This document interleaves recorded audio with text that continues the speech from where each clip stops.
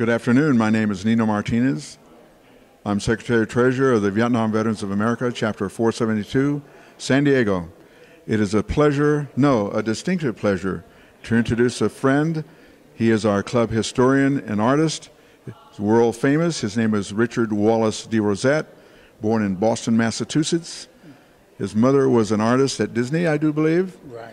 And this is where he gets his artistic talents, which he started in 1977. His work is well known worldwide. Google DeRosset. What a wonderful honor to present you, Richard W. DeRosset. Well, thank you for the wonderful introduction.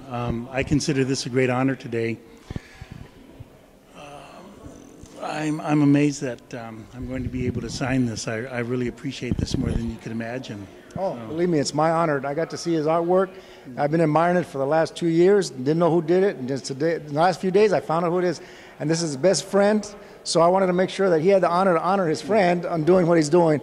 This young man is probably should never be overlooked at what he does. There's so many honors that he should be getting that I feel. And one of them is signing We the People, and I'm honored to have him do this. So could you please sign it? Oh, sure. I'd just like to mention that I believe this is a God-given gift, and it is my way of paying tribute to those who have served. Every one of these murals in here, the whole purpose of the work is to complement and enhance the exquisite stained glass windows, but what gives these murals their true value and merit is the actual signatures of the veterans who participated in what I depicted. And you'll see the same colors in the stained glass windows brought into the murals. So anyway, thank you. Can you please sign that? My pleasure. Let me hold that.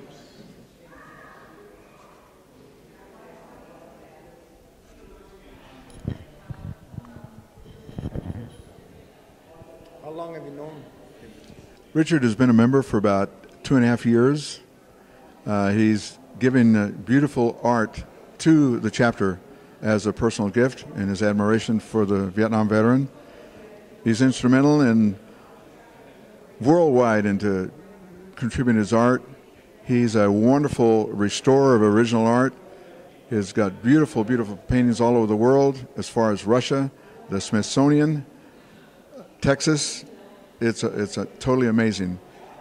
Very shortly, you're going to get a panorama view of the inside of the chapel, which was built in 1944. Give you an idea of his work that was 6 years in the making.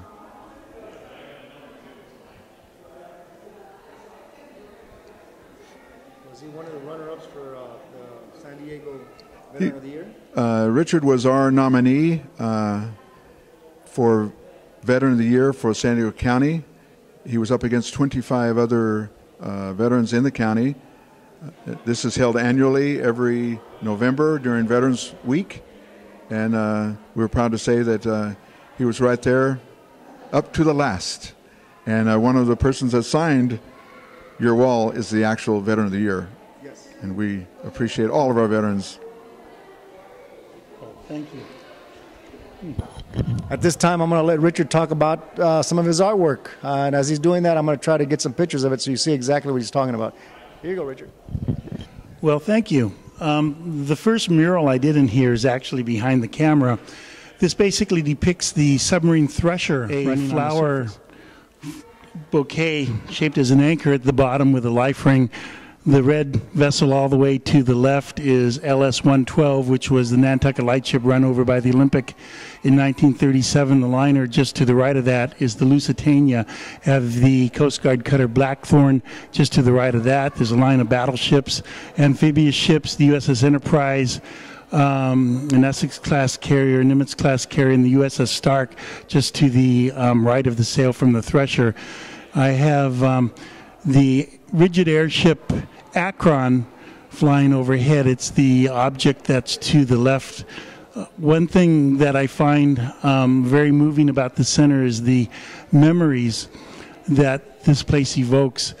There's been a lot of emotional feelings drawn out, and the way I view fine art is very simple. Anyone can do a really fine illustration of a subject, but what I feel denotes fine art is when it pulls you in emotionally, and that's the whole purpose, is to pull you in emotionally. I also wanted the murals to complement and enhance and work with the exquisite stained glass windows, so I only use the colors that you find in the stained glass windows, which I consider exquisite works of art in their own right. There's a hodgepodge of history up there. The 4F4 Phantoms and the Missing Man Formation is actually heading towards the exquisite stained glass window of Jesus Christ. Right above us, and if you stand right in the middle of the stage and look straight up and turn northeast, west, and south, the whole mood changes. The center of the mural above us is calm, just like it's calm above the stained glass window of Jesus. But I have turbulence around it to not only denote the challenges of life, but the glory of nature.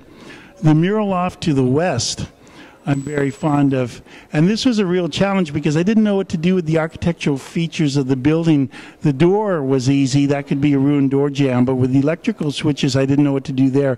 Fortunately, the provincial architecture that you find in this part of France, they ran the wires on the outside of the buildings. So basically, I put the electrical switches like they're part of the ruins. The actual signatures of the participants who signed these murals, who served in Normandy, actually on these walls, I feel gives the murals their true value and merit. One thing I wanted to do was to accurately depict the equipment. I have an 88mm flak gun. Off in the distance you see remnants of the Mulberry break wall. The ships are hazed out because I want a person's eye to focus on the detail in the foreground. I have a British Enfield rifle with the strap tight. A good friend of mine, David Brown, who served with the SAS in the 50s, told me that their straps were tight, so I made it tight. I have a Enfield rifle and a German machine gun and a various assortment of other equipment.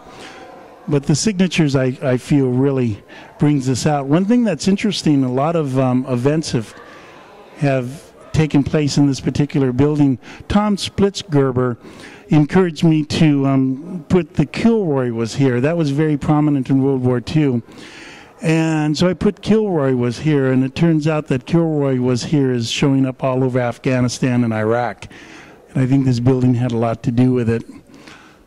The air wars, of course, had to be depicted in a way that showed dignity and honor, but also showed the sacrifices that were made during this period of time, and I wanted to do that in a subtle way, and by having a dramatic sky complemented by contrails, I think accomplished that.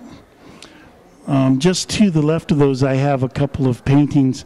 The Sinking of the Pirate and Pledge was actually commissioned for my friend Commander David Brune, who is writing a series of books on minesweepers.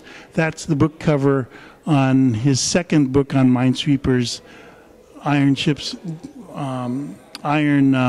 and Wooden Men, Volume 2. That depicts two minesweepers that hit magnetic mines off Wonsan Harbor in 1950 and went down.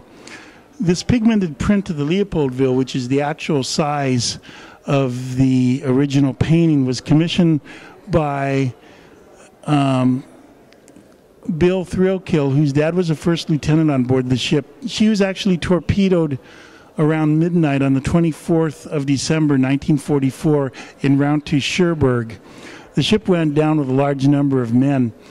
The original painting he has in his possession, and I had pigmented prints made from the image. This particular print has signatures of actual survivors who were on board when she was torpedoed at the top. But what really gives this true value and merit is not only the signatures of the survivors, but close family members who waited for them back home around the edges and the bottom. I'm very happy with that. One of these is part of the Black Panther Division Memorial at the Fort Benning Infantry Museum in Fort Benning, Georgia. I was back there a number of years ago to finish up 3 8-foot by 17-foot cans.